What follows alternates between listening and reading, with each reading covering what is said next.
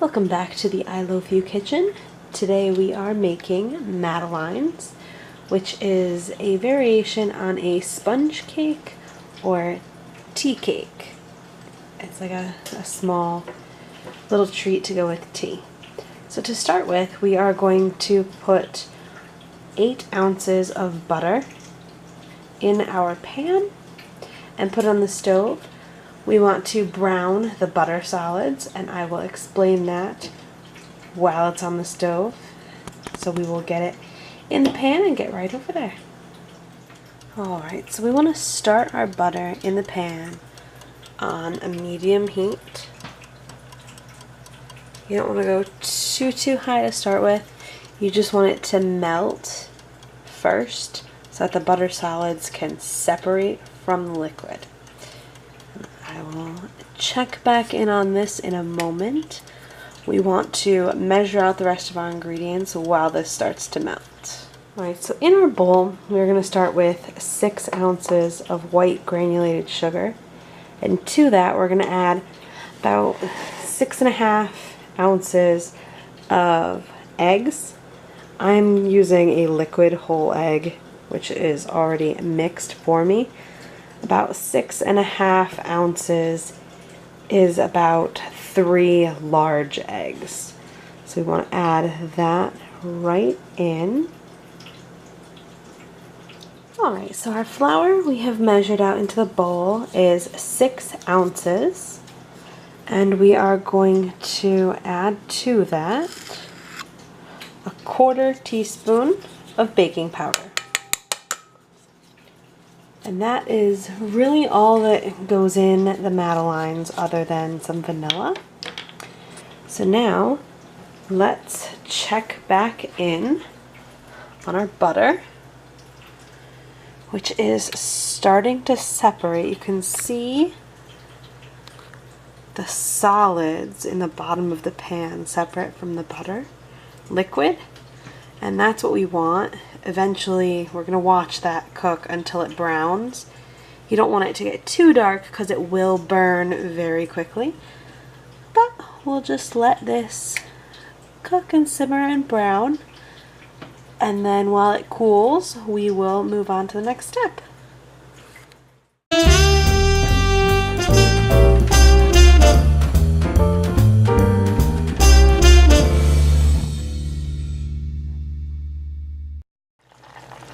Alright, you can see here our butter solids are completely separated from the liquid. So they should begin to brown anytime now. Ooh, try not to splatter it everywhere and make a mess, like I do.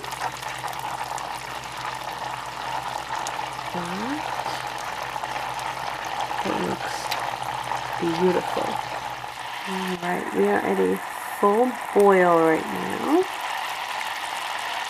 We are just starting to see the littlest bit of color in there. The first time you do this, you will realize that this step does take quite a bit of time. So make sure that you leave yourself enough time to get it done. Depending on how high you have your stove, how hot your stove gets, it could take 10 to 20 minutes to actually get the butter browned. If you turn your heat up high, it does brown much quicker. But then you do risk the run the risk of burning it if you're not paying enough attention. So I always like to keep the temperature just a little bit lower so that I don't screw it up. And as you can see here, it has turned to more of a bubbly boil. I will take it off the heat occasionally here just so that it doesn't boil over, because it is a dairy product and that is a real risk. Make sure you stir occasionally. You can see that it started to turn that nice golden brown color in the center. That means that we are starting to see see the browning of our butter salads. Just it comes up through very gently, that's all. So now that we are seeing an actual brown color,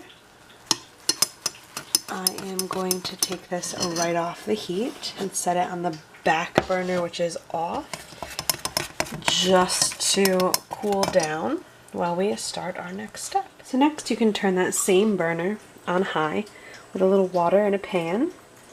We're going to make a double boiler for our eggs and sugar. So with this on high heat with the sugar and eggs, you're just going to keep whisking so that nothing burns to the bottom of the pan. You don't really want cooked eggs at the bottom. And you're just going to keep cooking until it gets warm. I usually do the finger test just to see if it's warm or not.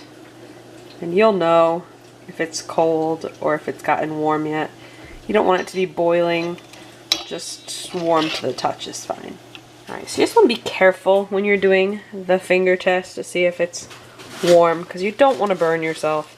And at this point, it is warm enough. I'm going to take it off the heat, and I'm going to add our flour to it. Alright, so we're going to pour our egg and sugar mixture right into our flour. It's okay, you don't have to scrape the whole bowl clean, but you do want to start mixing it right away.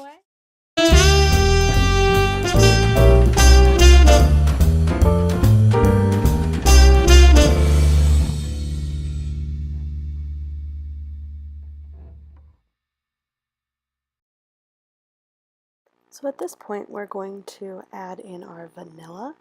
You want to add just about a teaspoon or so right into the batter. And we'll mix it up and get that all incorporated in. I also like to use just a little bit of lemon. You can add a different flavor if you like, rather than just a straight vanilla flavored cookie.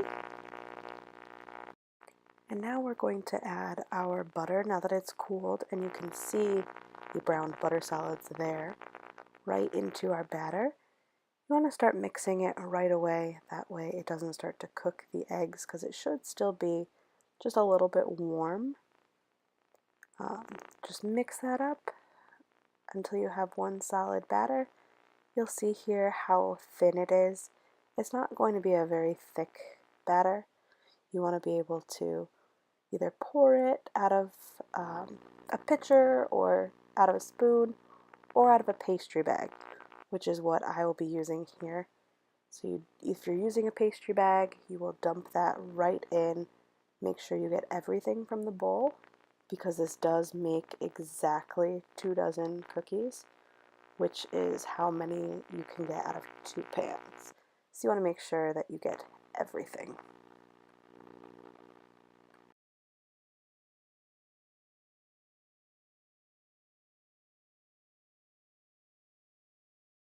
And here you will see these are the Madeleine pans.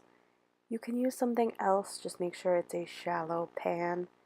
These are specifically made for this type of cookie. I believe I got them at Walmart when I purchased them. It fits 12 in a pan. It is non-stick, but I do like to spray it with pan spray.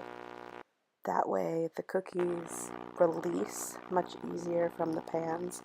They'll just slide right out because of the shell shape if you do spray the pan down. So once that is fully coated, we will move on. Now I use a disposable pastry bag for mine, that way I can just throw it away when I'm done. So you can twist tie the back end of the bag, that way nothing spills out. And you just snip the tip right off and you pipe it right in.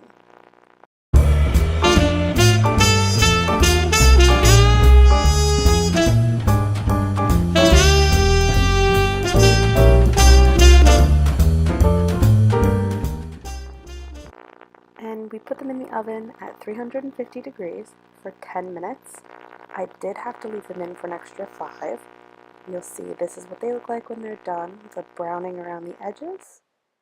And we'll pop them right out of the pans, and you will see that they are nice and golden brown.